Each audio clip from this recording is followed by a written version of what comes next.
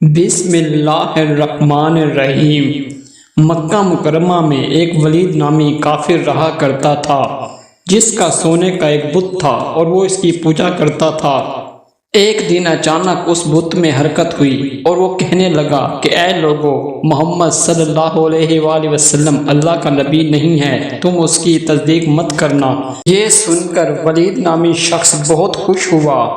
ولید خوشی خوشی گھر کے باہر آیا اور اپنے تمام دوستوں اور لوگوں کو بتانے لگا کہ میرا محبوب آج بولا ہے اور اس نے کہا ہے کہ محمد اللہ کا نبی نہیں ہے۔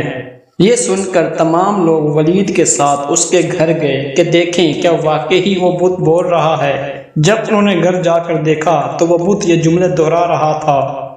یہ سب سن کر وہ لوگ بہت خوش ہوئے اور انہوں نے اگلے ہی روز اس ولید کے گھر پر ایک بہت بڑا اجتماع رکھا تاکہ سب لوگ اکٹھے ہو کر یہ جملے سن سکیں۔ ان لوگوں نے اس دعوت میں رسول پاک صلی اللہ علیہ وآلہ وسلم کو بھی دعوت دی تاکہ رسول پاک خود آ کر بھی یہ جملے سن سکیں۔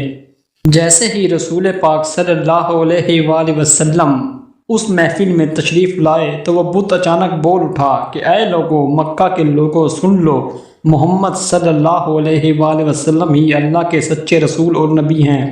ان کا ہر ارشاد سچا ہے اور ان کا دین سچا ہے، یہ حق پر ہیں۔ تم اور تمہارے بت سب ناحق ہیں اور جھوٹے ہیں۔ تمہارے بت صرف تمہیں گمراہی کے اور کچھ نہیں دیں گے۔ اگر تم اس سچے رسول پر ایمان نہیں لاؤ گے تو جہنم کا ایندھن بنو گے۔ بس تم لوگ عقل مندی سے کام لو اور اس سچے نبی پر ایمان لے آؤ اور اپنی آخرت سنوار لو۔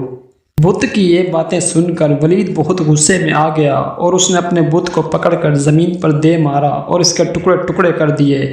جب رسول پاک صلی اللہ علیہ وآلہ وسلم اس محفل سے واپس جا رہے تھے تو ان کو راستے میں ایک گھڑ سوار جو کہ سفید گھوڑے پر سفید پوش بیٹھا تھا وہ ملا۔